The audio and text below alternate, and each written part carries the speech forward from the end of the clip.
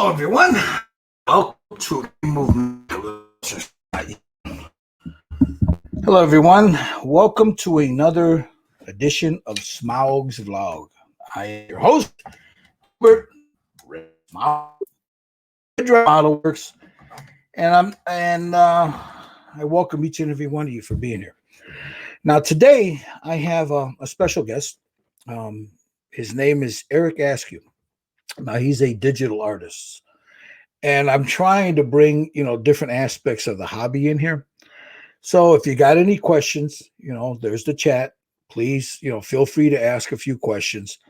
And we'll pick his brain a little bit. Eric is he's a good friend of ours and a very talented artist. So without further ado, I'd like to bring in Eric Askue. What's going on, brother? How much? How you been? How you doing, my friend? Doing good. Doing good. How's life treating you over there in the East Coast there? You know what? Today is an excellent day to do some work inside. It's not a good painting day unless you got the dehumidifier running because everything's wet. But things are good. Things are good. We're very busy. We got a bunch of projects going on. I'm just finishing up a piece with Rick Cantu that I'm going to show you guys later today. Things are good. Things are good. Busy. Now, as we all know, 3D printing has become ubiquitous now in our well, I shouldn't say ubiquitous. That's a wrong word. It's becoming very prevalent. Yeah. In our modeling community. I mean, everything from car parts to small, wargaming figures or board gaming figures to the big stuff that I do. Yep. Everyone knows I get a lot of my stuff from NY3D Creations, and you know who that is, it's Mike, right? Yes, Mike.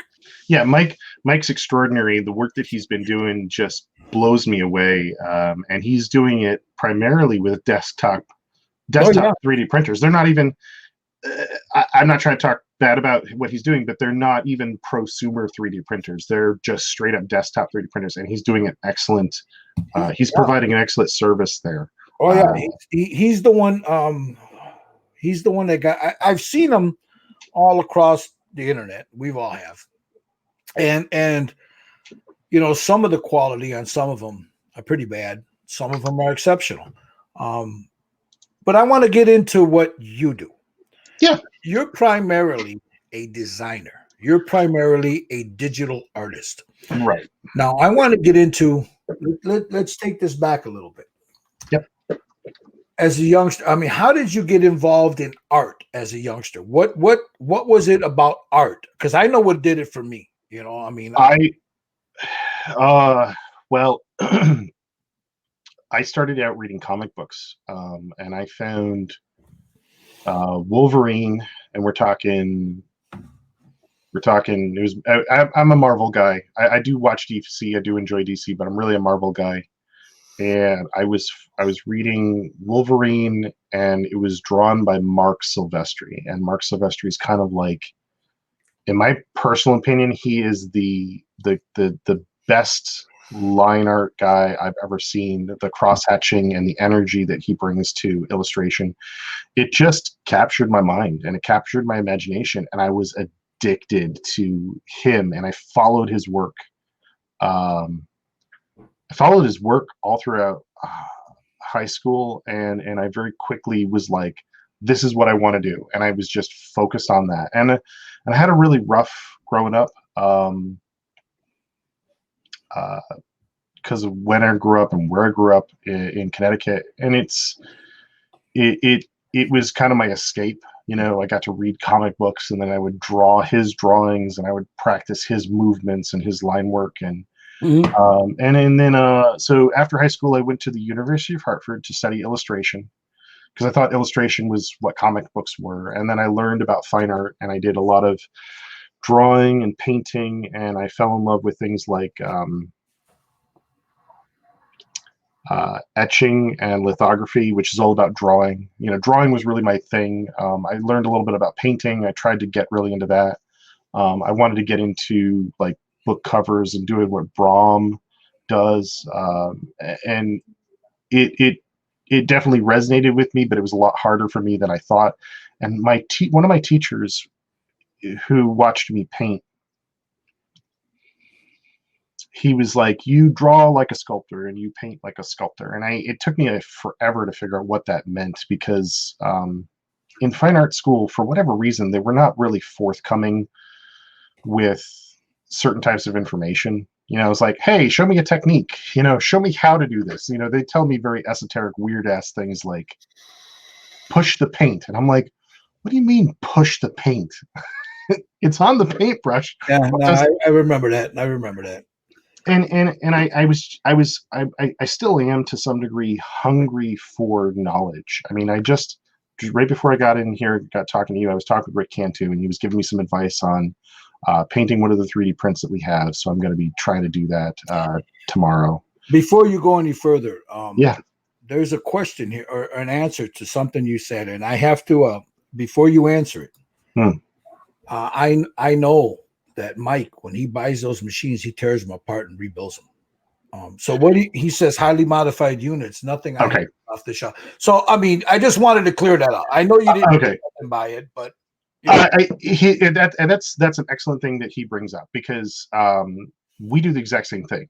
I didn't realize that he did that, but all of the off the shelf desktop printers, I mean, most of them you're looking at $300, $500, maybe $1,000 for those printers, and they're great starting points. But everybody that's doing what Mike is doing, and that what my business partner James McCann is doing, is that you take those and you buy aftermarket parts and you modify them to get a better quality and or more consistent quality print out of them.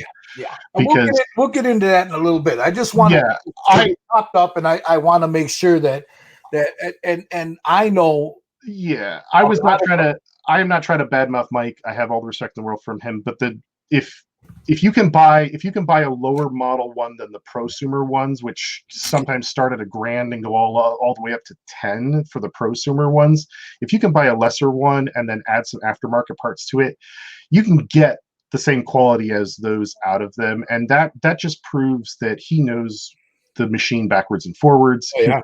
He's got an entire print farm.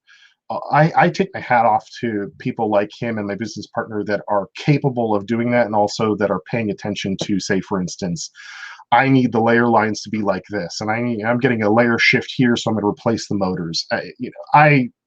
Forgive me from even if anybody even thought I was talking crap about Mike. No. I just wanted to, when he said that, when you said it, I thought it clicked it, but then so anyway. Let's get back into the schooling part of it. So you're going to art school. They're teaching you how to, the colors, the shifts, this, that, and the other thing. Yeah, and what's really weird is that something that happened to my dad kind of happened to me, which was that in the late 90s and going into the 2000s, digital was coming up and really becoming important. But it's almost like the industry collapsed. There was no need for it. What the industry wanted and was using was basically like unavailable. Like they had too many artists and not enough need. And so I sort of floundered for a little bit after school. And this is the early aughts. This is 2000. I did an extra semester and. Okay. Go ahead. I thought you were asking me a question. No. I'm agreeing with you. Go ahead. Yeah, and it was really rough because I was practicing and I was trying to do stuff, and I didn't really know about the convention scene at the time, and it wasn't, the convention scene was like Comic-Con. That was it, and it wasn't what it is now, where it's like, they've got a convention for everything, and you can take almost anything that's relevant to that convention scene and go there and sell your wares, or become visible to sell your wares online later. So I floundered for a little bit, and I started getting really into understanding special effects and movie stuff. And I was reading Cinefex at the time. I think The Matrix came out in '93, and we'd just seen that. And we were getting all excited about that. So I started trying to figure out how I could work in film or animation, because a lot of what I did had that kind of energy. I liked a lot of movement. My characters were always like stretched out and flying through the air, a lot like Eon Flux from Liquid Television. Oh, I love that. I used to love that was the shit, man, back in the day. Yep. I still love that, and there's kind of a resurgence of that stuff now. That movie sucked. Although I love me some Charlize Theron, but the movie was just terrible. But if anybody out there that is watching, it's AEON, Aeon Flux. I'll tell you, watch it. You can't really find full episodes on YouTube. No, but I know if you go on like Amazon, you can get the DVD. I think it's like $19 when you get all the episodes and stuff. It's now. I'm sorry. Go ahead. When you said Eon Flux, but it's like, I love me some Aeon Flux. Yeah. Well, a lot of what was weird is that I kind of grew up with the internet, and as the internet matured, more stuff became available. Like, because H.R. Giger was not it took me forever to find his books, and they were expensive. But then all of a sudden, the internet made him more accessible, and that's true for like all of the stuff. I started learning about animatronics and how to build things, and then I went and got a second degree to, like, everybody in my family was just like, don't do it. I'm like, I want to go and make movie monsters, and I want to learn about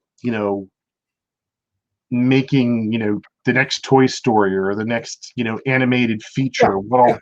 So I went to a school in Florida called Full Sail, and they taught this stuff, and I just took to it because I already had my art degree, and I found out that each phase of the process. So there's model making, then there's rigging, which is basically putting controls in things, and then there's animation, and then there's rendering, and then there's compositing and all that stuff. Each section had its own people gravitated towards that stuff. I gravitated towards modeling because it's everything that an illustrator does anyway, which is basically you're constructing the thing. You're putting the strap. You're making all the anatomy work. You're putting all the straps on. And this is when I realized what my teachers were saying about drawing and painting like a sculptor, which is that I was always building the volume for the thing. I was never concerned with the light or the pigment. I was always concerned with the volume, the mass, the weight,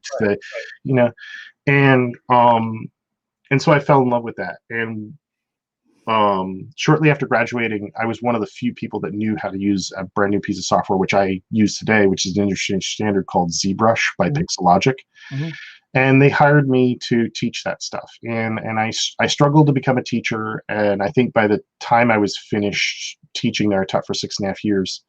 I was really good at getting the information across, but it took me a long time because it was not a skill I started with, Gotcha.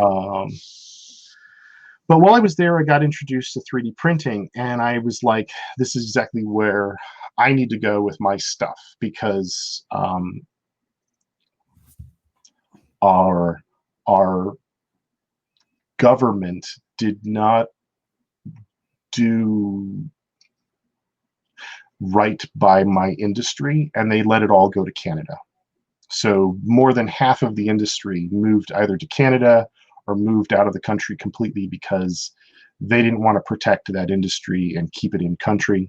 And I was like, I don't want to go to Canada. So I started trying to figure out how to make my own business and make my own stuff work. And 3D printing was sort of what I started gravitating towards because I saw Simon Lee and I saw the Shiflett brothers, and I got to meet them. Oh, I love their work. The Shiflett brothers. Oh, God. Jared. I tell people all the time their work is just utterly amazing. Utterly amazing. They are as close to Rodin and gestural art in that medium as I think I've ever seen. And don't get me wrong, Simon has got just as much gesture and, in fact, more movement in his sculpting than they do, but the the qualities that they bring, the heft and mass of these like gnarly, characters is just so much fun, and they're such wonderful people. I love. I have a funny story. When I was in high school, Yeah. I had two art teachers.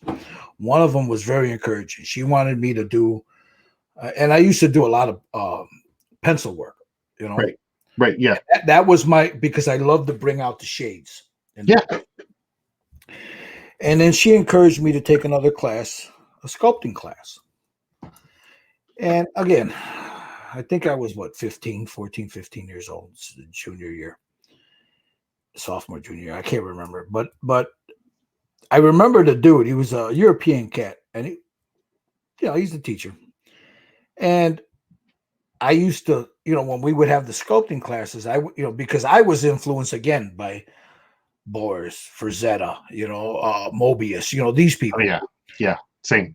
So, and Geiger, but then that came later. But I would do the weird stuff, and he says nobody's going to buy that. You need to focus. They would bring in a model. Yeah. And you'd have to do with the model. And me being the weird sumbitch that I was, I would, if there was a female model, she'd have wings and horns and all kinds of crazy shit. What's wrong with you? There's something wrong with you to do that. You got to twist it. So I walked away from it. I just totally walked away from it. I wish I didn't, because the guy was a skilled sculptor, but that's what influenced me. Like you're saying, there's stuff like that there. I remember watching the original heavy Lord of the Rings and the original heavy metal movie. You've been telling me. I got the magazines. I read the comics constantly. You've been telling me to watch the original heavy metal movie, and it's on my to-do list, but I haven't had a minute to think about it. The books themselves are so there's so much because they had some of the premier artists that would do that, and they were just so off the wall. It was like yeah. I mean, you watch stuff like that. You watch stuff like I think it's called American Pop. It's another digital that you watch Cool World, stuff like that. There, I did watch Fire and Ice. Fire and Ice. Oh my God, Frazetta's movie. Yep. Oh, yep. I mean, Frazetta to me is if I could build a shrine to him and just do this all day long, I would. Because his family maintains the museum, and that's practically a shrine. And next time I go out to Pennsylvania, I'm stopping come hell or high water. I would love to go there because I'd love to get some of the prints. I mean, there's some prints that he has. Some of the everybody wants the Death Dealer. Yeah, that's nice. I mean, I have a model of a Death Dealer. What I want is some of the some of the stuff with the women. The one I love the most is it's the woman leaning against the pillar with with the slave in the background and then the puma up front, or is it? There's a bunch of them. I mean, I got his books. I've got like 3 or 4 of his books back there, and every time I'm looking for inspiration, he's the one I go to. And what I didn't realize, because I have Icon and Legacy and a couple of others in my bookshelf, and they're kind of go-tos, but I didn't realize this. They only print a certain number of those, and then they retire them and print another book about him. So in fact, I found out somebody wanted to buy my copy of Legacy, and they were offering me like 4 times the cover price. Oh yeah. I've got the original. I've got the original one. Yeah, and that's not going anywhere. My kids bought that for me years ago. You know what? Give me just. I want to grab one. I have one here. I took my headphones off. I can hear you. Hello, hey Brian, what's up, bro? Sorry I'm late. I couldn't find a link. Shut up, Brian. You got Uval Singer. He's from he's out in Israel. He's watching. So anyway, you're going to show what now? This book here cost me an arm and a leg, and it's a volume 1, and it's the Fantastic World of Frazetta. I bet you don't have a signed one. No, I don't. I do. Well, I think this was printed after him, so this may have been. But this was what they did was they took a handful of his paintings and then turned them into. Oh, yeah, I have that. It's right here. Where is it? Yeah, and they turned these paintings into full-length stories. Yes. And I loved both the See, that's the kind of work I used to do, was because he's the one that influenced me. It was that, the black and white, not the paint. I mean, I got into oil paintings later, and yeah, just stuff like that. Now, seeing that you're showing that, I want to get into something. Now we're talking about. Let's stay on track here. We could go in a whole different direction with. We can talk about anything and everything. We'll get into all that. We'll get into all that. I have a question here from Dominic. He's asking, do you draw specific scale and then reduce or increase scale for printing? As far as the artist, I think that question could be worded in a number of different ways, but so let me start by saying this. One of the best tricks about illustration is to paint in large scale and then reduce it. In fact, both Norman Rockwell and Frazetta were famous for painting massive, measured in feet paintings and then shrunk them down. Right. And that tightens everything up, and it always looks better when you do that, especially if you're accomplished. Sculpting, I don't need to do that as much, but I do need to consider other things. And most of the time when I'm making a sculpture, I want to sculpt at the scale that it's going to be. And there's a couple of reasons for this. We'll get into that. You're jumping ahead because we'll get into that. Okay. There's some questions I want to ask, and you and I have had this discussion before. Yeah. Now you're into 3D printing. Yes. Now I know that you used to do work for people. Yeah. Yeah. And what did you when you first dipped your toe in it, or as they say in Chicago, when you wet your beak? Yeah. What was that experience like for you? I got to work with an extraordinary molding and casting guy, and he was very generous with his knowledge, and he taught me everything that I needed to know about making a reproduction. And I say reproduction, something that you can make a print run of. And he had worked in jewelry and in miniatures, and he'd done all these different things. And he basically just laid it all out for me. And he's like, this is what I need. How can we make this happen? And that was really wonderful, because he was a lot of the people that I like to work with, they focus on getting things done. Okay. And that's the best kind of thing to do to work with. He and I had a great working relationship. I think the hard part though is that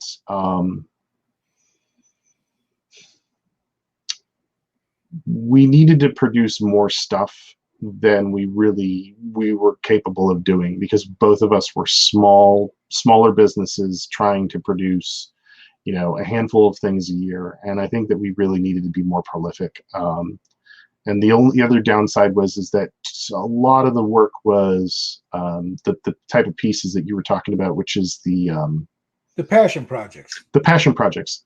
And I feel like the industry really, the consumer market struggles with the passion projects because they're hard to relate to.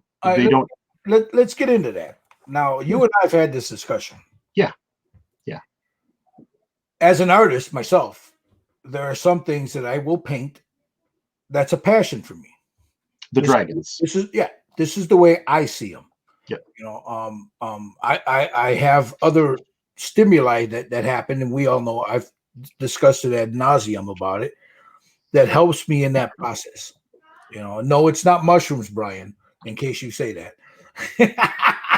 But I know that what I see sometimes isn't what will sell if someone wants to buy it. It's my vision of what I look at. Now, as far as when I would draw something, I mean, again, in the vein of Frazetta, because that's my big influence, I would do stuff, and it was wonderful, but it was weird. People didn't, the women, the voluptuous, blah. Oh man, put some clothes on her. No, fuck you. I'm not putting clothes. That's the way I see her. Stiff like that. In my universe, the woman's got the sword. Yep. Because again, I'm influenced by Boers, by Vallejo, by Brahm, by Frazetta. and they always had strong women. Yeah. Now, and voluptuous. They didn't look like they needed a sandwich.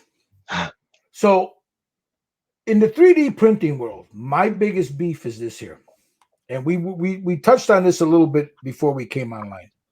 You see people that do passion projects and they don't sell. They're either way out there, they don't. But you see a lot of fan art, a lot of it. I mean, a lot of it. Some of it is good, some of it is shit. All you got to do is look on eBay. You'll find it. All you got. I think there's. I'll give you an example. Yeah, go ahead. I saw a print, not of this one, but this is Vampirella, and I saw a print of this that looked like shit. This is an NY3D creation, so I know it's exceptional, beautiful. But there are some things that you'd like to see, like we were discussing orcs, demons, shit like that there, that you don't see a lot of. What is your take on that? I think let me break it down in a couple of different ways. Right. You've got young guys that want to be established, and one of my friends is kind of like this, and he's Mike likes his work, and I like his work too, but he's doing exclusively fan art and stuff that's going to sell because he needs to eat. And I can appreciate that to a point, but I've seen Batman 100 different ways, and if I had to make Batman, I would be so bored out of my mind that I just couldn't be. I can't be bothered. But my thing is that's what sells. If you're running a business, that's what sells. So you have to cater to your clientele. I understand that, and you know what? It is what it is. But as an artist, I'm talking as an artist. What is your take on it? I would rather make. Okay, so if you pay attention to the market, you can do things that are not fan art that will still sell. For instance, there's a game coming out which is all cyberpunk. So if I made cyberpunk, or even steampunk for that matter, if I make stuff that's good and fun in that vein, then that stuff will sell because there's going to be a market for it. But if you're looking for something that you don't have to think about, like doing Batman, for instance, because that property is so well established, and you can basically say, I'm going to do this version of Batman. Somebody will want it, and somebody will buy it, and you'll be able to sell it. But because I work in that industry, and for to some degree because you consume that industry, and I do too, you and I probably are going to be like, another Batman. It had to be a pretty special Batman. Yeah, it'd have to be. Let's say it'd have to be a 1-to-1 Frank Miller interpretation of what a Batman statue would be. But if you told me tomorrow, hey, you can buy, all of Anthony Watkins' stuff. This is an Anthony Watkins undead character. I'd be like, give me 10 of those, because that's much more interesting to me than another Batman. And that's fine, because it's kind of like some people like pizza and some people like grinders. What are you going to have for lunch? Pick one. Well, if you've been eating pizza all week, do you really want to eat another pizza? But I'm talking not as a producer. I'm talking as an artist. As an artist. Okay. If you're sitting there right where you are at right now, and you have the opportunity to draw up one, and it's going to sell, say a Batman, and it's going to sell, are you going to turn it down because it's a fan art? I can't be bothered. Even if you're going to make money on it.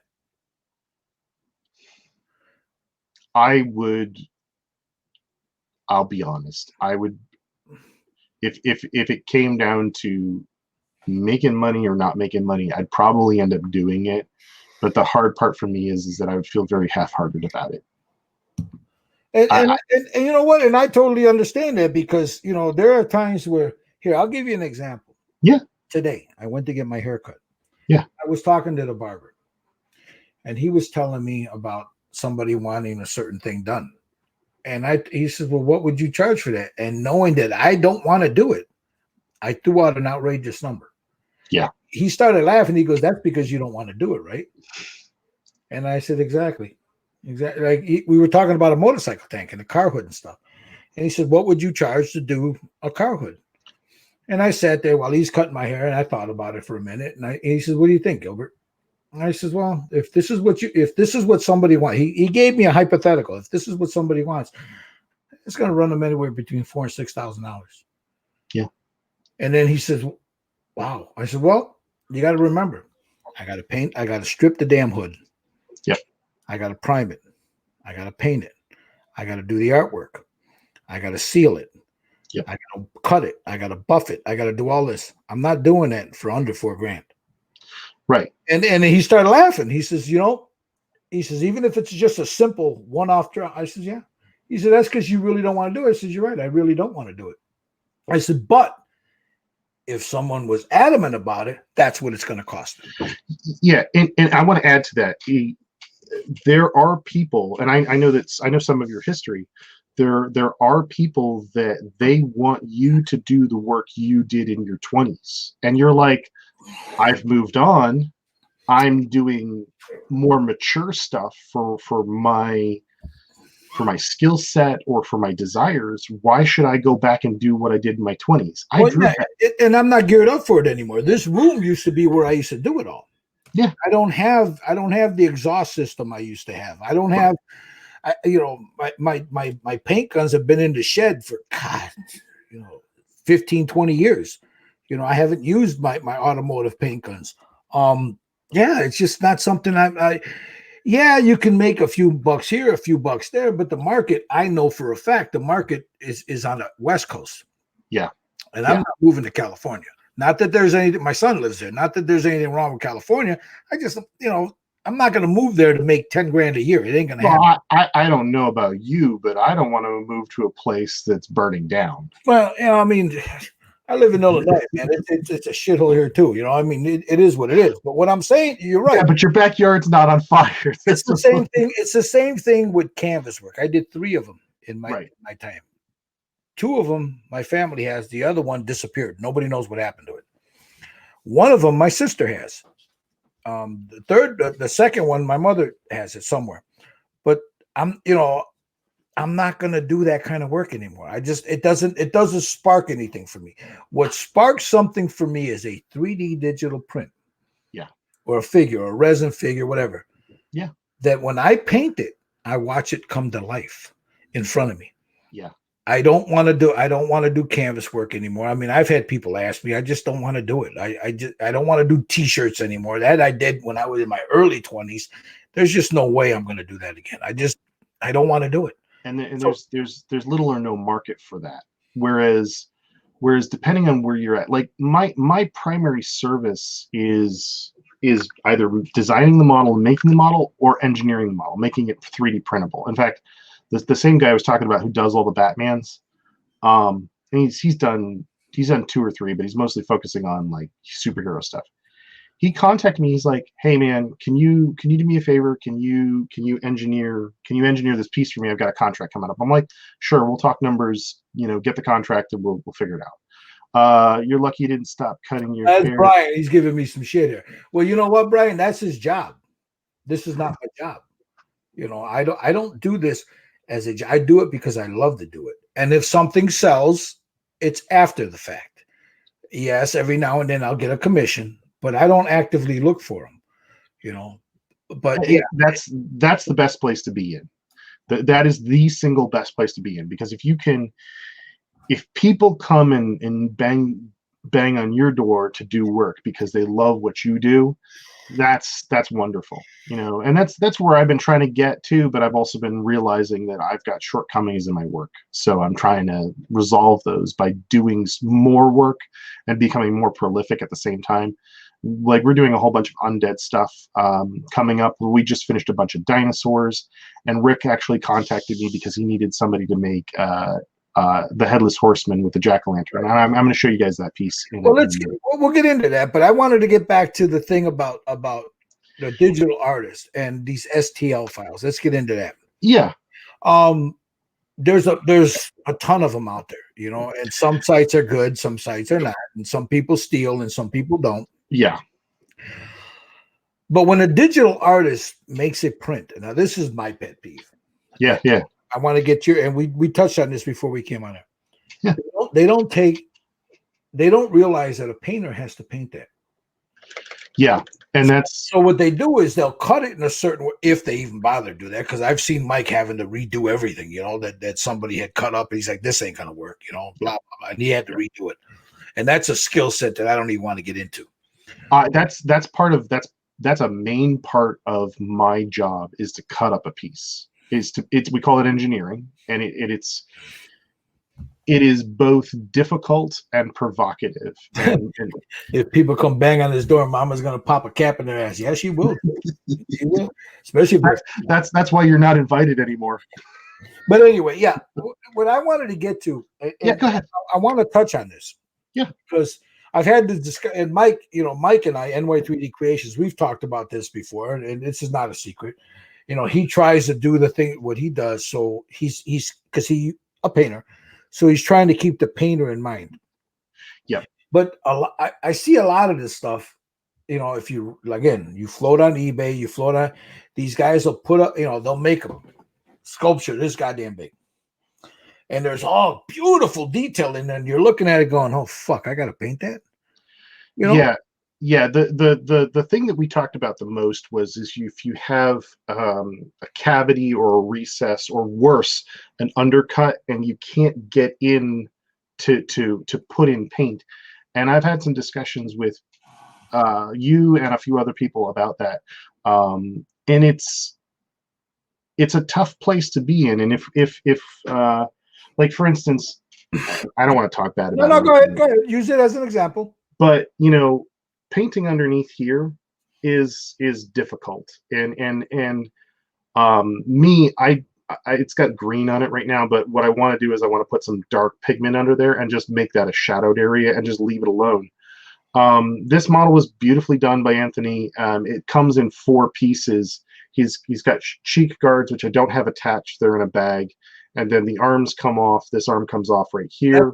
That's a resin piece, am I correct? This is cast in resin. It's sculpted in clay. It's a more traditional format. Anthony did a beautiful job. I have considered cutting off the base, because part of me doesn't like the base. But you modify garage kits. You modify resin kits. There's things about this piece that are absolutely extraordinary. Like, for instance, the ring here, I'm amazed he got that to work with the mold, because it's a huge undercut. A lot of the fabric and the rough edges on the fabric, especially this one right here, I'm amazed he got that to work and not tear the hell out of his mold. But when we work with a model, I got another one here. When we work with a model, you gotta pick and choose your battles as to what you're gonna cut up to make it paintable. This model here, the hair comes off, and now this horn is in line. It's in draft with the hair, but this horn comes off, and I primed it and glued that together because I'm like, I'm gonna paint that with a brush anyway. But painting the hair, having it separate, makes it infinitely easier, because this tight little recess makes it really hard to apply pigment to that, not to mention if we were going to mold and cast and whatever. But on that exact same note, some people will do a part count, and they'll just be like, you cut this into 20 pieces, I'm not going to bother. You know what I mean? Some people want simpler stuff, and some people want more complicated things. Right. Let me show you what I did with Rick's piece, because Rick and I just had a meeting about the piece. It's just, he gave me permission to show it. That's not the right one. I need to share my screen. So this is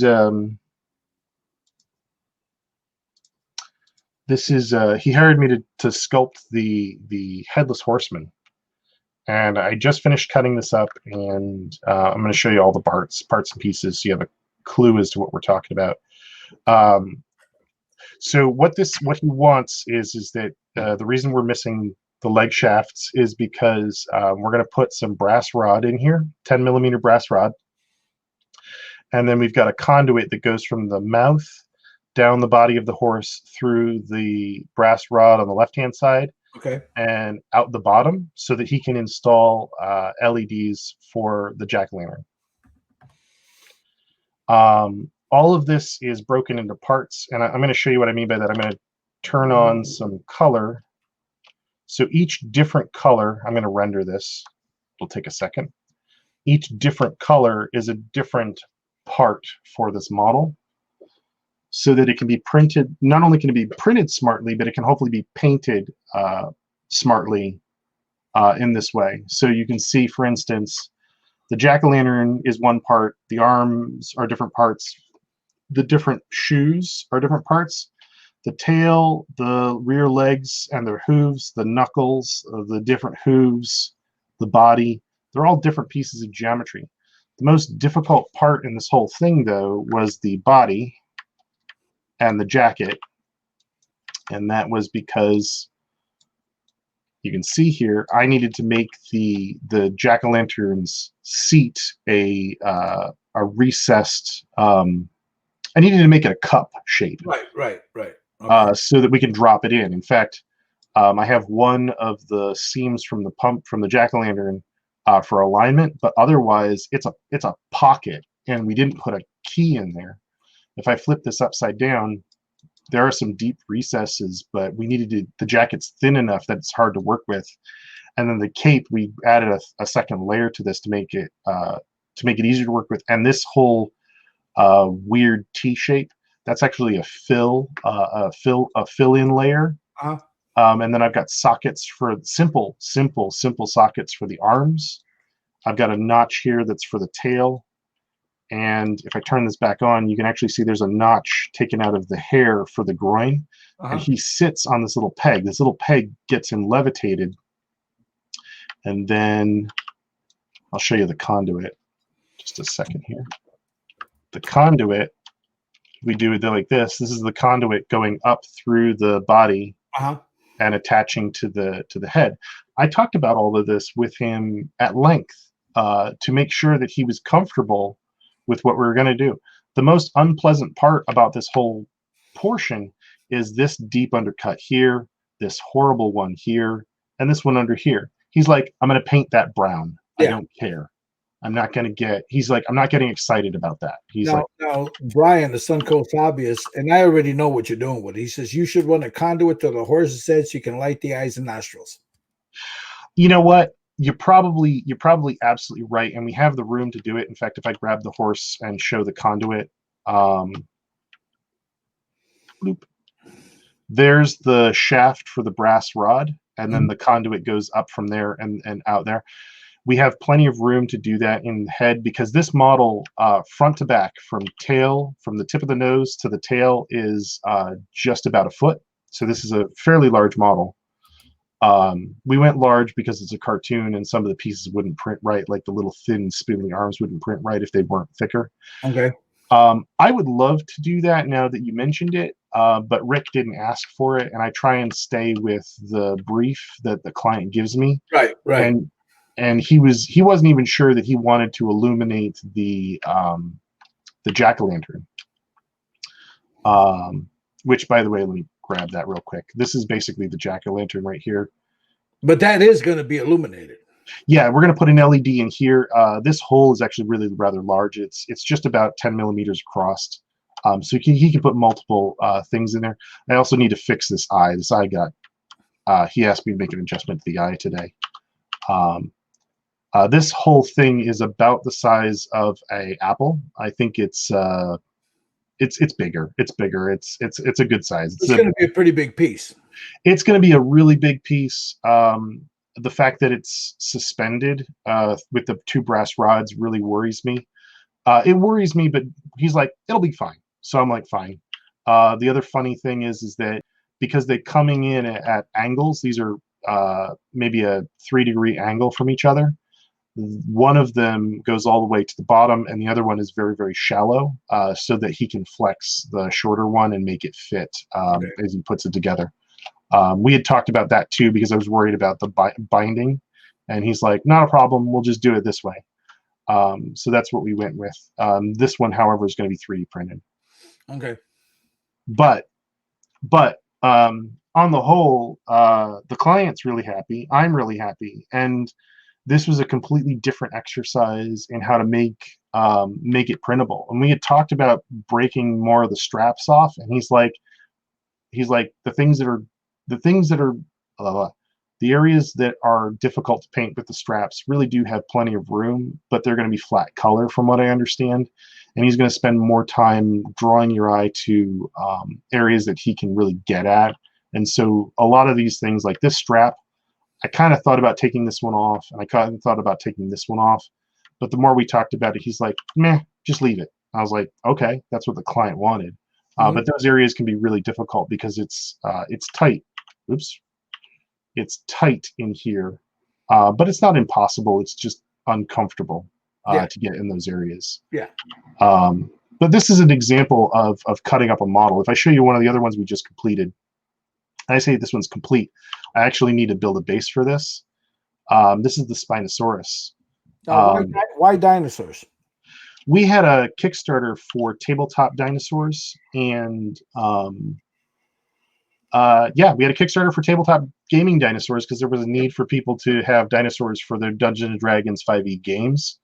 And so we just grabbed a bunch of dinosaurs that we thought people would want to see, and we started figuring out how to make them for gaming and to make them to scale. Okay.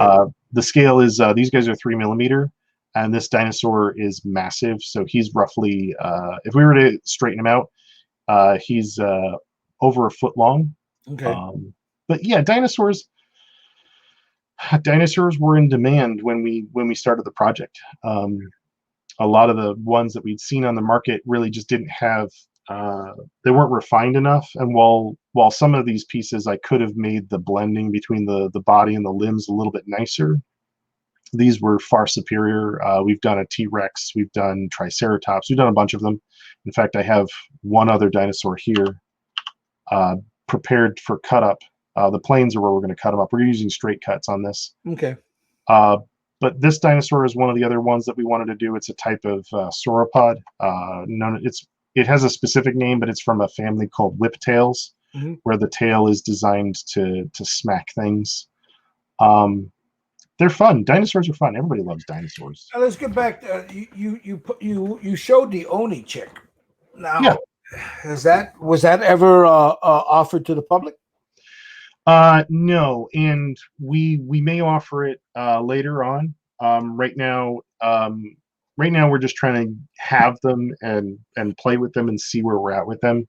The Oni girl was one of 3 Onis that we were gonna do a production of, but that fell through, and now I'm trying to figure out how I can bring them to market, because they were early enough in my learning about engineering that they have some rough points on them, and I'm considering, do I redo those things? Do I try and rebuild those for this generation of 3D printers, and what they can offer? But I really do want to make those available, hopefully by this time next year, because I think they were some of my favorite monsters to make. And they're fun. They're just fun. They're fun. Now let's go back. Now let's backtrack a little bit about the artist taking the consumer, meaning someone like me, the painter, into account. What is your process when you do that? I will take a suggestion from anybody I feel has chops.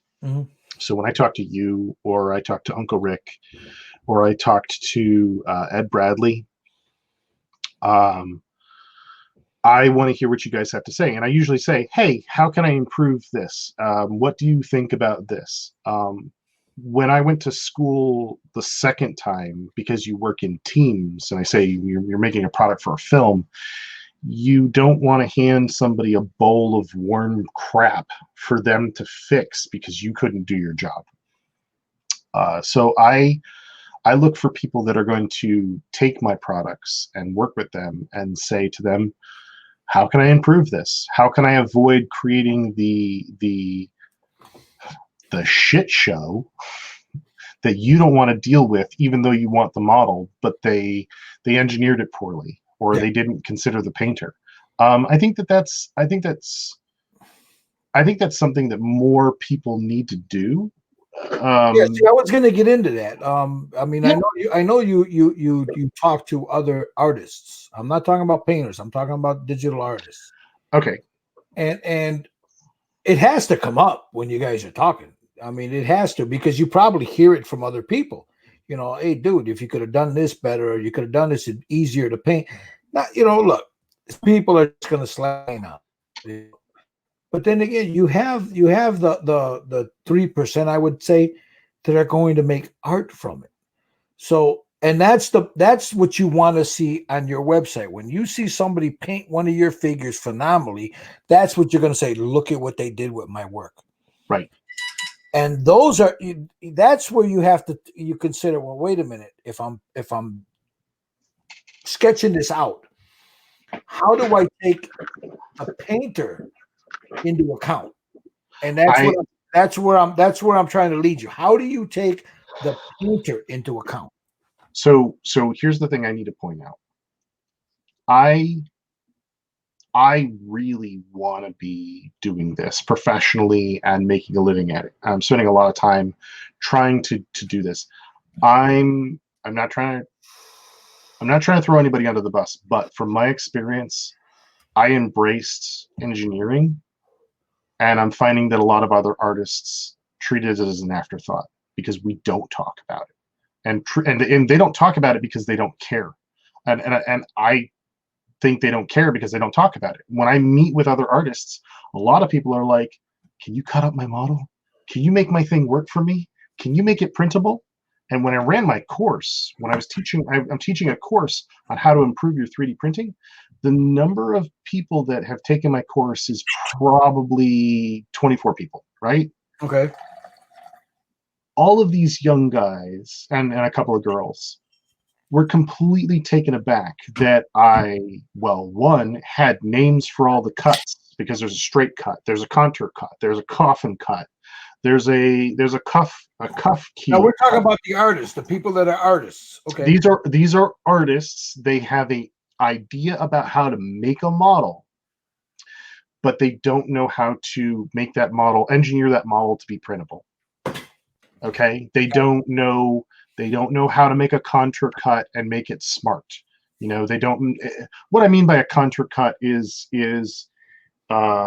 let's say you want to take my hand and you want to cut the hand off, okay, so that you can print the hand separately from the arm. Okay, well, my hand has this seam that is, it's a soft W shape. Well, in the case of this arm, if I want that seam to look clean or be easier to work with or be easier to blend in with putty, I'm going to cut it along that contour, and then I'm going to have to figure out what's on the backside, and that's what a contour cut is. Now, you need tolerance. You need to have a gap. That way the part doesn't bind, but also that the painter doesn't have to spend a month filing off the crap that you couldn't be bothered to fix. But making that contour cut it's a skill. There isn't a tool where you can just draw a line and say, that's where I'm going to cut. And even if there was, you're still going to have to nudge it into place and make it work. It's like anything. You have to work from the broad strokes to the small strokes. I mean, if you and I were working in the shop together and you're like, okay, Eric, we're going to paint all this one color, and then we move to the next color and get a little bit tighter, and then we move to the next color, get a little bit tighter. It's kind of how all art works. Yeah. Being basic anatomy. It's like you're saying, it's basic anatomy. I mean, if you and look, I saw a figure. I'm not shitting you. On eBay. Okay. That had a female figure. Not this one. This is from Mike. Not this one, but had a female figure, and the cut was alongside her ass cheek. What a pain in the butt. What a pain in the butt to have to clean that up. That's the whole point. It's like it was a great figure, but I looked at it and go, I ain't dealing with that. Because I don't, sometimes you can putty the shit out of that. It looks great. You prime it, everything looks great. And I don't care what putty you use. Later on, that putty's going to shrink. Mm-hmm. And now you're going to have that seam in there. It's happened to me many times, with other stuff. And it's just, here, I'll give you an example. I have a figure from someone you and I both know. Yes. Love the figure, but the shit part of it is so warped, it doesn't fit. Well, okay, I was just looking at it together. When you go to put it together, it's garbage. So I'm going to paint the figure. Yeah. But I'm not going to use the other part of it. And I shouldn't say garbage. That was pretty ignorant of me. That's not what I mean. It's compromised. It's compromised to the point where I don't care what I do with it, heat it, whatever, try to warp it back into place. It just doesn't work. So, and I've spent days messing with it. So I figured, you know what? I like the figure. The figure I'll paint, but the rest of it goes in the trash. And that's what I mean about people not thinking someone has to put this together. Someone's going to have to paint this. And if I want my stuff to be shown, you show it without paint, that's one thing. But people like me, people like you, people like other painters I know, we can envision what it'll look like painted. Yeah. But there are some, and I've talked to about many people. What do you think I should do with it? Because they have no clue. Not saying that they just don't know. They're not looking at it as a painter. Mm-hmm. They're looking at it as a nice figure, and I'll just leave it alone. I'll build it and leave it like, in whatever color it came in. Well, no, man. I mean, here, it's like this. This is an NY3D Creations. Right. He cut it beautifully alongside that belt. Right. Yep. I filled it in. Once I primed it, you're not going to see that.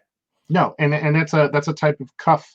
That's a type of cuff cut. It means that there's a piece of material, the belt or the pants or whatever, and it creates a hide.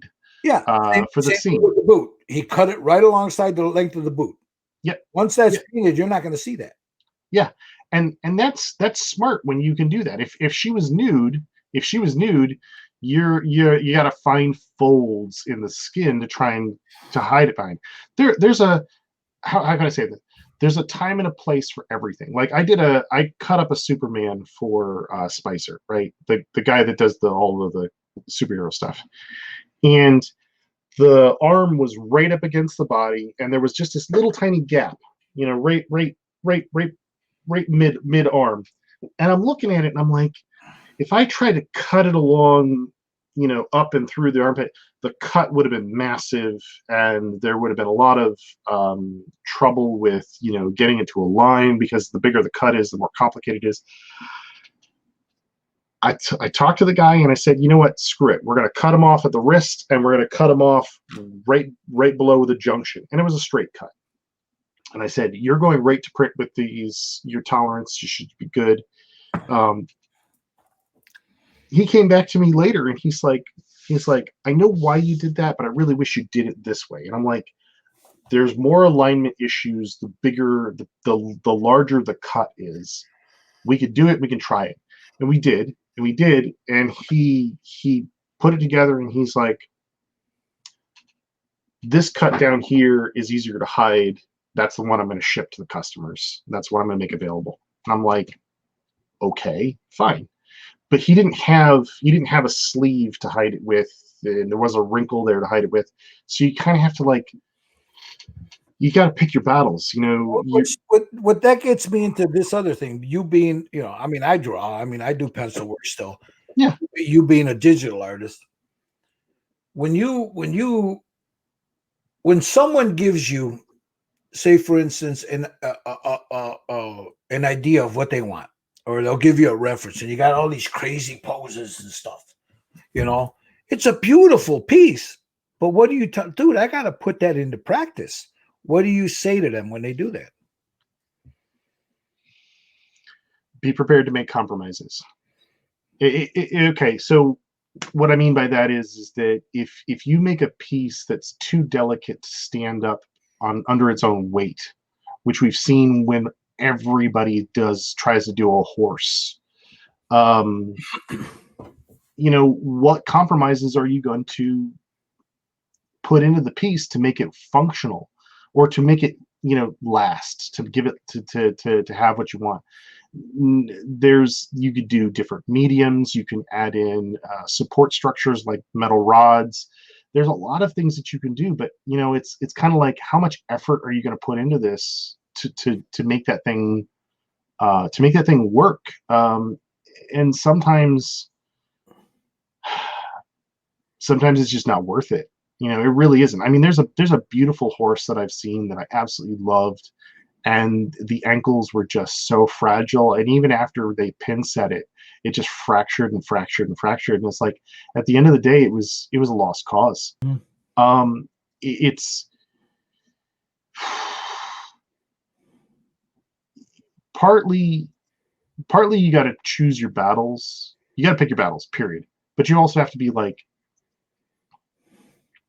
you have to be willing to say, although I want to do this, how can I get there? What can I do to make this work?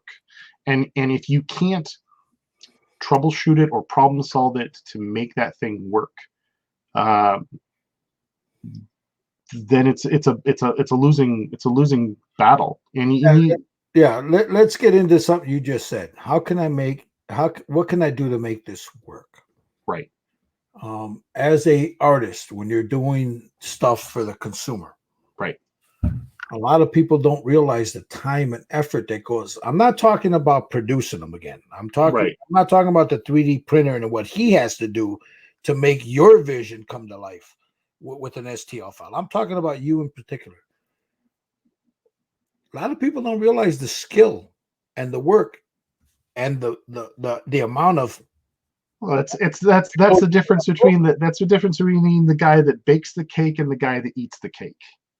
Let's talk about that. What would you say to someone if you put up a file and say a Kickstarter for a file and say, look, $25 for this file, and they say that's too much, or $50 for the file, and they say that's too much? What would you say to someone that doesn't appreciate the time, effort, and the investment in the programs? We're not talking about time and effort now. We're just talking about the investment in the program, because that program you got is not cheap. No, it's about $1,000 the program, and then the hardware is expensive too. I mean, my machine cost me just around $4,000 to build, and I'm already looking at building a new one. Okay. And so if I get these people that say, well, it's just an STL file. I mean, tell me what you would say, what you think when you hear that, when you hear people.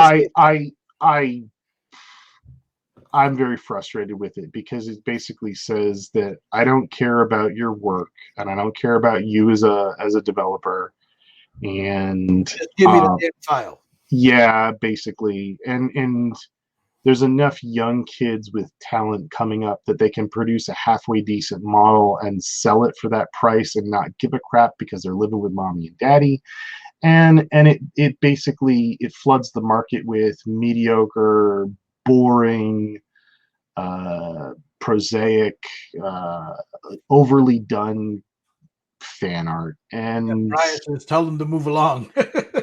Yeah, and Brian's not wrong. I mean, like,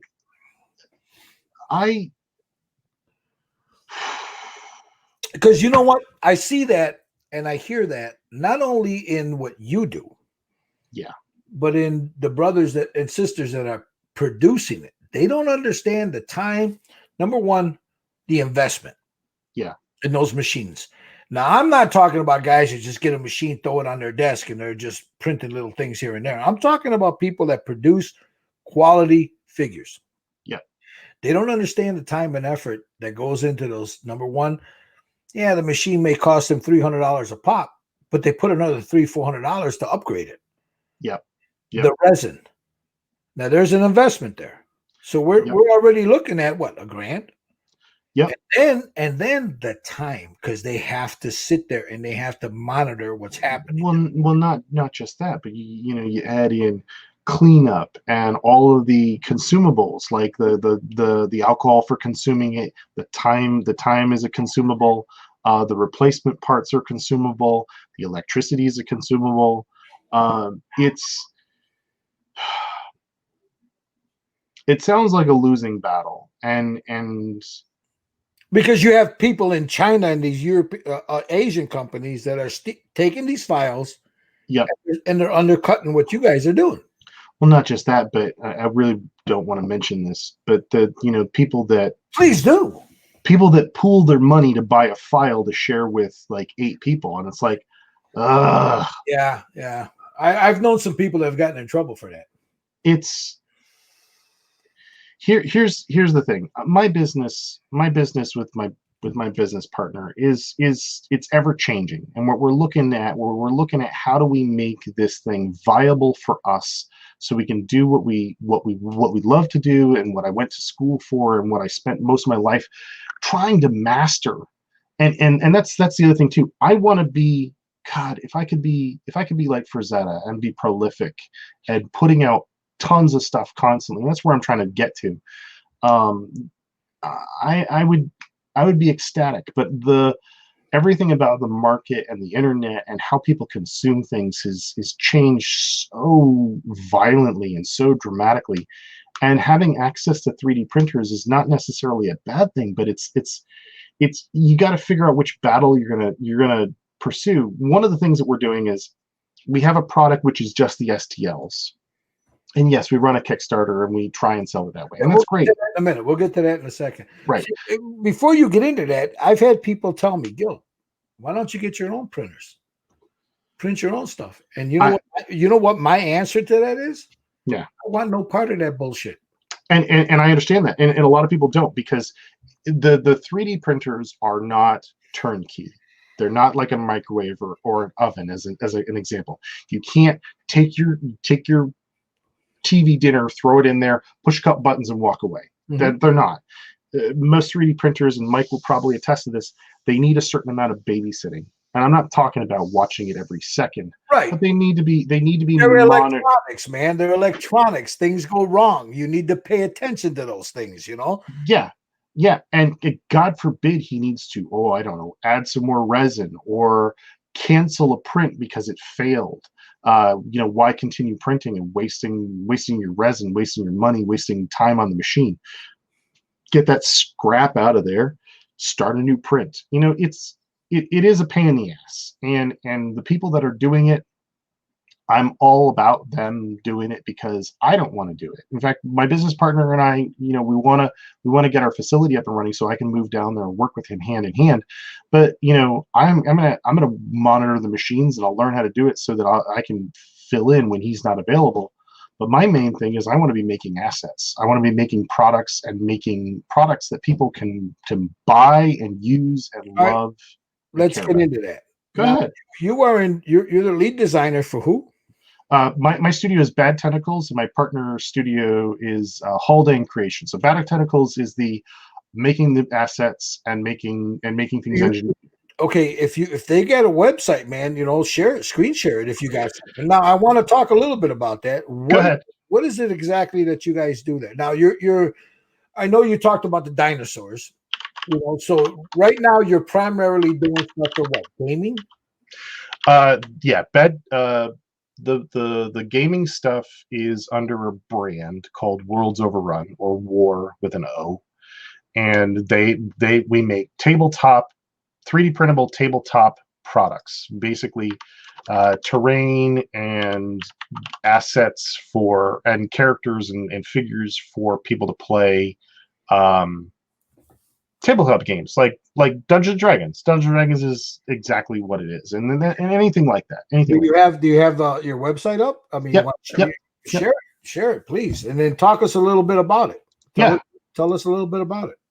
So the website is badtentacles.net, and there's the Oni girl right there. and we make tabletop terrain stuff. So let me see here. This is is that a large? Can I enlarge that? I think I have to go to the gallery. Give me a second here. So in the gallery, we've got people that have ordered our files, and then they go and they print it. So let's see here. That's some early stuff. So this is one of the 3 Onis. Mm-hmm. And these as much as I want to get these out to people right now, they're just reference. We'll probably try and print them in the future. Is this a larger image? Please tell me it's large. There we go. This green thing is a 3D print that somebody ordered from us, and they printed it themselves. And this is 1, 2, 3, 4, 5, 6. This is six different models. And did you do that? I did all the designing, sculpting, and engineering for this. And the customer just ordered the files for I think like $70, and then printed it all himself. And this guy's up in Alaska, where he's like, when it snows and we're uncomfortable, we stay inside and play games. So he has printed everything we have ever made. And actually, you know what? Let me go back. That's the Oni character on supports. This here is a blood pool or a blood well, and behind it this weird red thing with the spires. That's a floating island, again, for tabletop gaming. I'm gonna let you discuss this. I have to check the door real quick, but keep going. Yeah. Go for a second. This is a kind of a Tyranid thing. These are flats or reliefs. That's my logo. That's a gun we did early on. These are some walls we did early on. That's a container. That's the spire. And that's 6 inches tall. That prints in 2 parts. Let's see. Oh, that's a pool that we did. I think we did that. One of us did that. Oh, this is by the same guy from Alaska. This is actually, no, wait. I don't know who did that one, but that's one of our barriers. This is, I think, 4 or 5 inches tall. This is a crawling bug thing. This is actually really large. You can put characters on its back. And there you go. There's a miniature on top of one of the bony spire things. And this is a desert scene. Again, all of this stuff is printed by. This is home printed. I think we printed this one in house. Let's see here. These are the platforms that you saw on that green table. Now, are all these available? All of these are available. All of these you can get off the website. There's all sorts of fun stuff. This is actually really cool. This prints upside down, and then it attaches to this part right here. And that was one of my. That's for a sky city that we refer to as strata, and this is the bottom for this guy over here. This guy prints upside down too. Now, Hugo from Portugal is asking, how long does the machine take to make a part? It all depends on the size of the part and how tall it is. The taller the part is, on average, or in using general terms, the taller the part is, the longer it takes, because you have to print every Z layer. Z is your height. If you think of your 3D dimensions, it's X, Y, and Z. Z is your height. This part here, I think this is a tree from one of our collections. I think that takes 18 hours. Okay. This whole table, though, I think this whole table, and I'm talking about the big green monstrosity and all the various components. I think this guy called me up and said, I love everything about it. It took me a month. And I say a month as in that's a month of what we refer to as continuous printing, breaks where, the printer's sitting idle for a little bit Right. we just roll that into the average. But it took him a month, and he said he had 1 or 2 failed prints where he had to restart because it ran out of filament or whatever. But I think this whole thing used 3 kilos of filament, which is 3 rolls of filament, and that's nothing. So that's not resin. That's just regular, Yeah, this is what we call FDM, which Right. is I don't remember the acronym, but it's a type of it's an extruded filament. Yeah.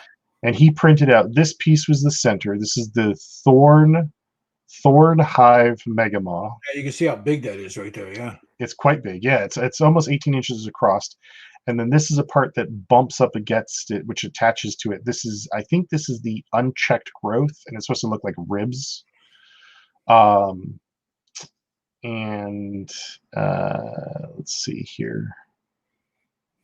I think he printed out another piece which we have characters standing on, which is this one here. He printed out this little platform here. He printed out several of those, and those bump into this piece here. I say bump into; they interlock, but it's a soft interlock. I mean, Now, if you really are you guys printing these out also, or just selling the files? Because my business partner is on an installation, he has stopped our printing service for the moment, but hopefully by January we'll be printing on demand again. But right now we're not doing that. Right now we've stopped doing that, and we're focusing on our remote contract and then asset creation or asset sales, where we sell the files. We sell the Do STLs. you guys have any plans later on? This what you just showed. Do you have any plans later on to do 1/8, 1/6 scale, 1/4 scale figures? Do you have any plans of doing anything other than gaming? Yes. So one of the great things about making assets digitally is that I can scale it up.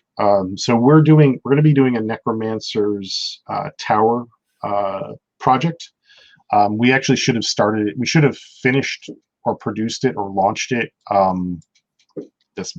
before this month. But because of COVID and a lot of other issues, it all got pushed back, and we're only now starting it. But it's going to be all this undead stuff. And the idea is that when we make a character for a miniature, we want to take that model and use that as the base for a 90 millimeter and possibly a 300 millimeter. 300 millimeters of almost a foot. Mm-hmm. We want to make a small and a large statue, and then those we will sell directly. We won't make the files available. We'll sell them directly. Now, and that's if somebody wants to commission you, yes, to do something, yes, how do they get a hold of you? Well, they can get a hold of me through badtentacles.net. Sadly, we can't get .com. Somebody got it and they're not using it, and they won't sell it to us, which is weird. They can get to me through badtentacles.net, or they can email me directly through Facebook with Worlds Overrun, or they can look me up on Facebook. My personal email is actually that's available too, but I'd rather people go through the website. Okay, so you want them to go through the website to contact you? Yeah, I think that's a little bit more professional. I think that and then it's not getting mixed up in my other requests. So here's a question from Brian Menser.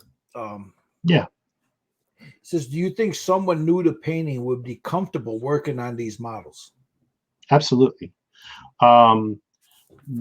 If you were to get a direct from print model, I would prime it black and maybe throw a little bit of white on it, like a zenithal or zinthal highlight.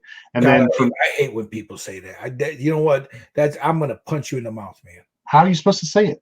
No, I got a thing about people in the zenithal shit. It just anyway. Go ahead. I'm just messing with you. I told you I was gonna throw some shit at you, man. Oh, it's like what's talking about? I just had a problem with the zenithal thing. It's just that everybody, you hear this so much. Zenithal this, and I'm going to zenithal this, and then you see these videos where, oh, I am going to zenithal prime this, and blah, blah, blah, blah. And then when they paint it, all that so-called zenithal fucking shading is gone. Yeah, because their paint is too opaque. It's like, well, why the fuck are you promoting zenithal like it's some fucking greatest thing in the world?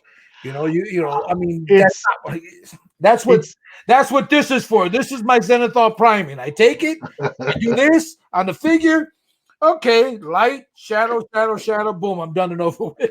well, okay, so I'm just it's just a pet peeve of mine. The reason I say this, people lean on it too much and they don't understand the concept of zenithal priming. right, yeah. For me,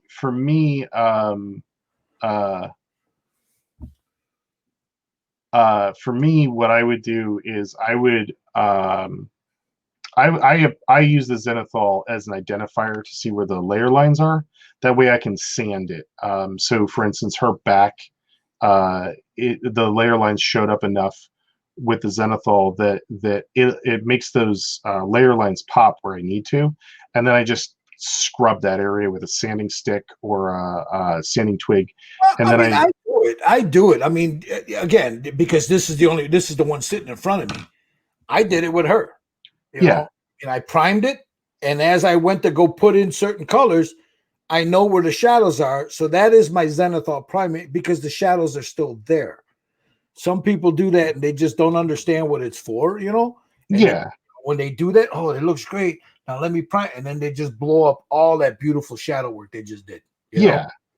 Yeah, that's my pet peeve about they don't explain to you when you watch go on YouTube and watch zenithal prime and shit. There's very few people that discuss what it really means to use zenithal priming. There's other guys that are these,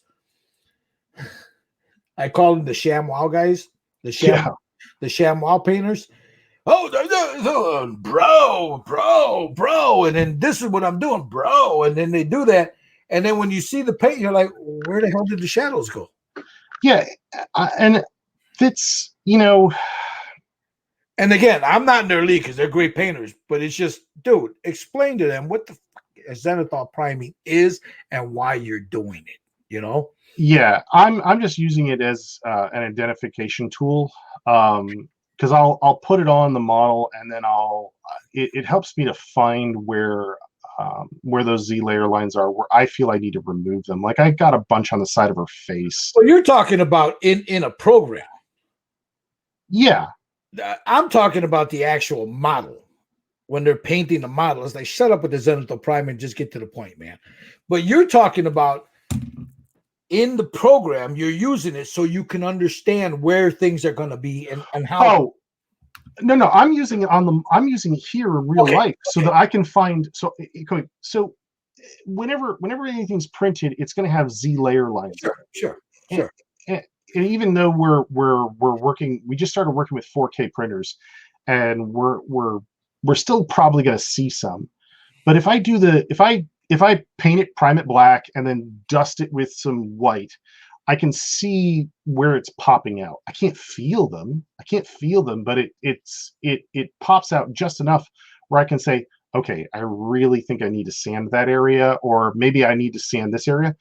Sometimes it's absolutely necessary, and a lot of times I'm finding, especially on this model, this was printed with 2K, a 2K printer. That's the resolution of the screen. Mm-hmm.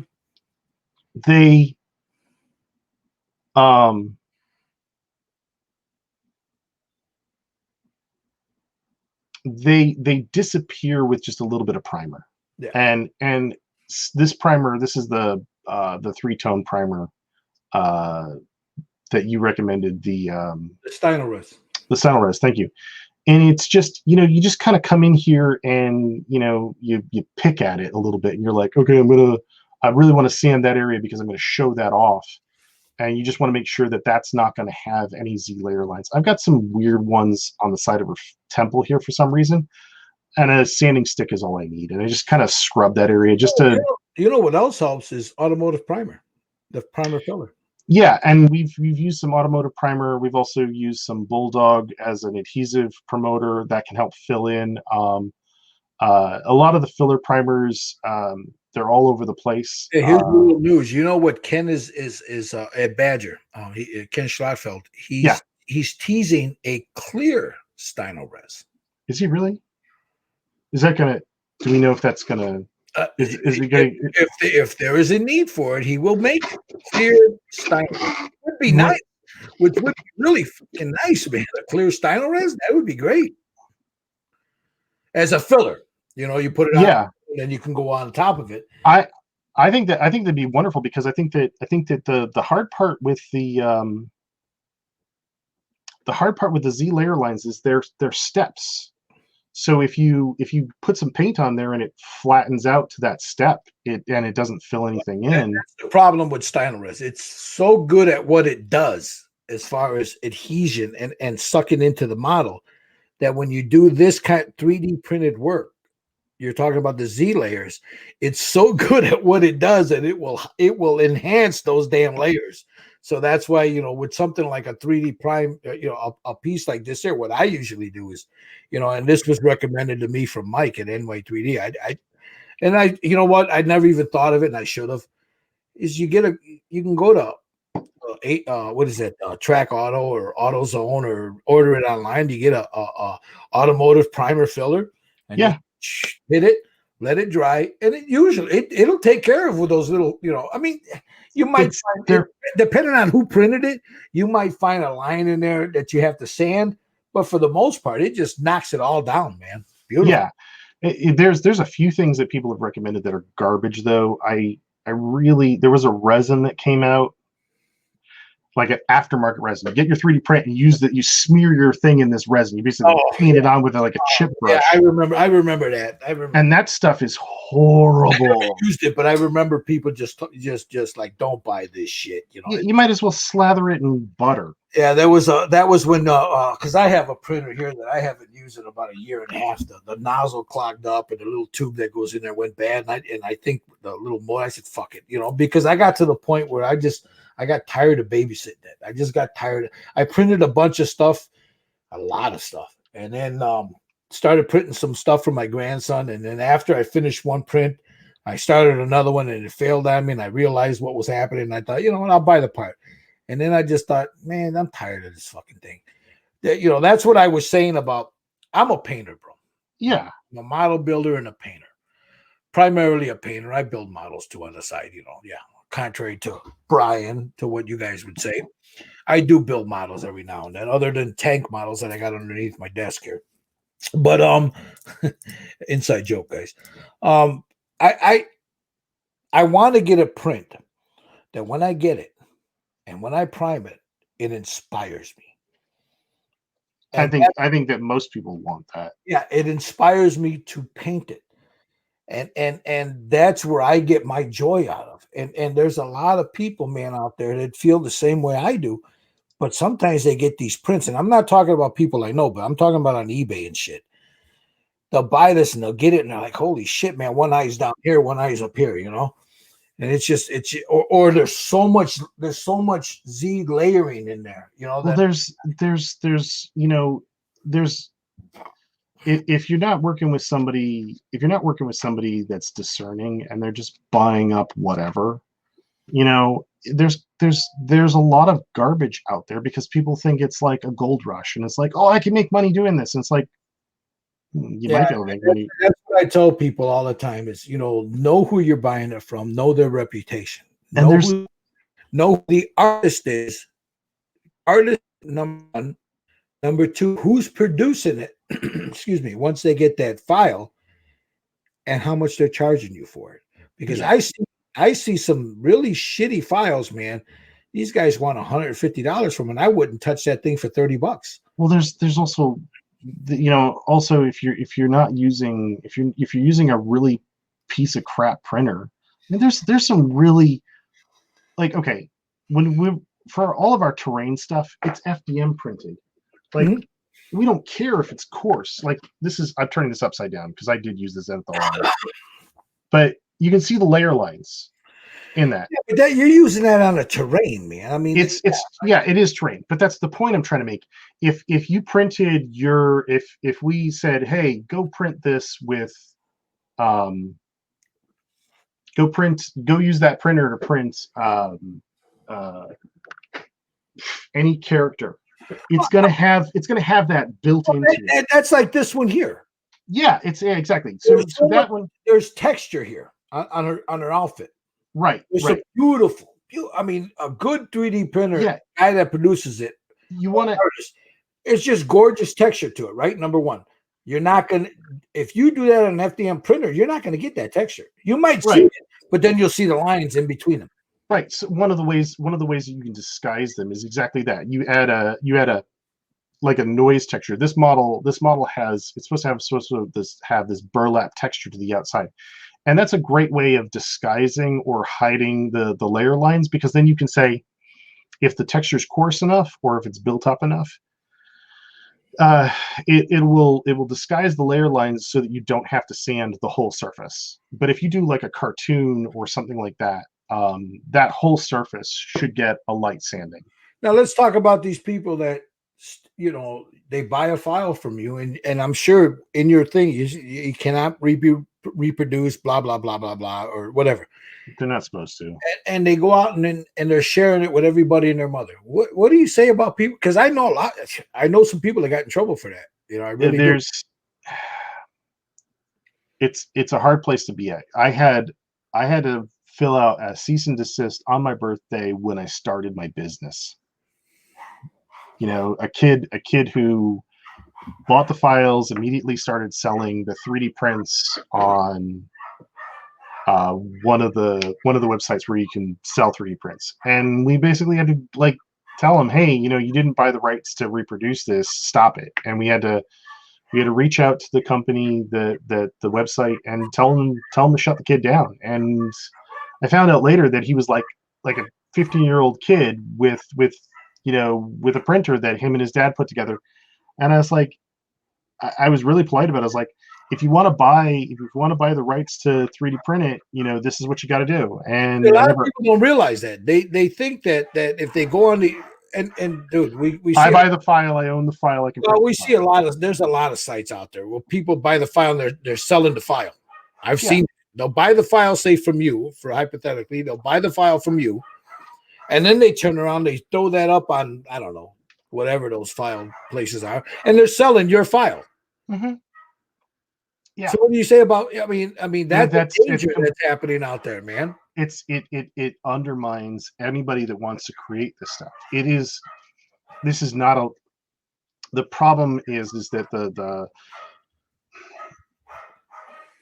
recasters are the same thing. They're basically people that are like either they think that you're taking them for a ride, or they just want to make a buck off of you or whatever. They're everybody that does that kind of shit. There's a special place in hell for those people. All right, it's yeah. Especially look, you're not making Ferrari money doing this. But when they turn around and sell your stuff, I mean, even the producers, I mean, like say with Mike, or because I use him because his figures. Yeah. They turn around and sell his figure that he commissioned somebody to build, or to digitally come up with, and they're turning around selling it. I mean, that's some bullshit, man. It is, and it's not right. It's not fair, and you have to protect yourself, but you also have to build up your own community. The only reason I found out the kid was trying to sell my stuff is that somebody else who has my stuff was policing the community, and I'm pretty sure that everybody out there that does this stuff has enough of a fan base that they pay attention to these things. I mean, you're buying files. You're buying models. You're buying models all the time. I'm pretty sure if you see something that Mike has the rights to, you're going to let him know about it. Oh, dude, I've seen my painted images on eBay. Yeah, people using them to sell their product. And I've had to do the same thing. Look, send them a cease and desist. You didn't ask me for permission. If you want permission, you got to buy the right for it. Exactly. Most times they take it down. Most times they're in China, and you have to get a hold of eBay. Yeah, and that's being a small business is. It seems like a game of fucking whack-a-mole. Yeah. I feel your pain, brother, because I know a lot of guys going through it. So now, before we close this, I want to talk a little bit more about the guys you're with. Yeah. You know, what you envision for the future for you guys, and how people can get a hold of you guys. You just showed show it again if you want. You showed Yeah. your website. Um, It's badtentacles.net is the best way to get a hold of me. And so, there's what do you guys envision for the future for Bad Tentacles? we've got, I can tell you the projects that we've got on our plate. We're currently doing we're getting ready for another Kickstarter campaign to sell a bunch of STLs for people to print and to buy the rights to print them and sell the prints. We have a Animatronics Project, which is a kit for maker spaces for like kids that want to work with their, well, like you and your little guy. If you ordered this kit, we would sell you the kit, and then you assemble the kit, and it's an animatronics thing. It's a cable-driven animatronics. I don't want to call it a puppet, but it's basically an animatronic puppet. Right. We're looking at that. I got two friends of mine that are working they're writing a film, and they've asked me about how we could 3D print prosthetics. I also want to get some of the models from our Kickstarter campaign and up-res them so that we can make some statues, some proper size statues. And then we'll go from there, because if we get those projects off the ground, and we're going to be very busy. We also do have our occasional contracts. We've got a couple of contracts, like our on-site on-site contract that we're doing right now, and that stuff keeps us afloat. Now, this is all primarily 3D printing. There's no casting and pouring involved. No. I would like to have I'd like to have a facility where we can do some of that stuff, but it's basically it's focusing mostly on making either the 3D prints, direct 3D printing, or it's making assets for people to print at home. All right, Eric, is there anything else you want to talk about? Is there something that we didn't touch on that you would like to get out there? No, I'm hoping more people do get into 3D printing. I mean, if they're just doing it at home, or I'm hoping that we see more provocative stuff coming out of the community, and not just everybody rehashing the same stuff always. Yeah. But people are gonna buy what they're gonna buy, and there's nothing you can do to change that. Yeah, the market is what the market is. Yeah. Yeah, and if you make fun stuff, people will buy it. If you make Wolverines and Batmans and Aliens and Predators, people are going to buy that stuff, especially if you put a new spin on it and make it interesting. Yeah. This is an ever growing, ever changing community and market, and it's just extraordinary that we're able to do this stuff today. All right, brother. I appreciate you taking the time to talk with us today. I hope everybody remember it's badtentacles.net, badtentacles.net. This is Eric Askue. If you want anything, if you're looking to have something commissioned, talk to this brother here. This is the first step before you end up printing stuff, is people like him. People like him are the artists. They're the ones that design everything. And then you print it. They're the ones that design it for an STL file, whatever it is, before it even gets into your hands. So these are the people that you need to follow. You need to understand what they do and why they do it, and show them a little love, man. Badtentacles.net. If you're looking for gaming stuff, for tabletop, he showed you, what he's got there. Eric, thank you, my brother. You have a go. If there's anything else you want to talk about, brother, we can. Is there nothing there that I didn't touch on? No, I think we covered everything. Yeah. All right, brother. I appreciate you taking time, man. Everybody, give the brother some love. And if during the hangouts he'll come in there, he's more than willing to share, his little knowledge of it. It's up to you to put it to practice. But it's not as easy as it looks. But you can. It's something you can learn. It takes time, but you can learn it. Eric, I'm gonna let you go, brother. All right. Thank you again, man. Everybody out there, man. You guys have a great one. Have a great rest of your weekend. Be good to each other. Love your families, love your children, Leave the drama to the goddamn queens and, build or paint a model, man. This is Gilbert saying peace. You guys have a go, man. Good night.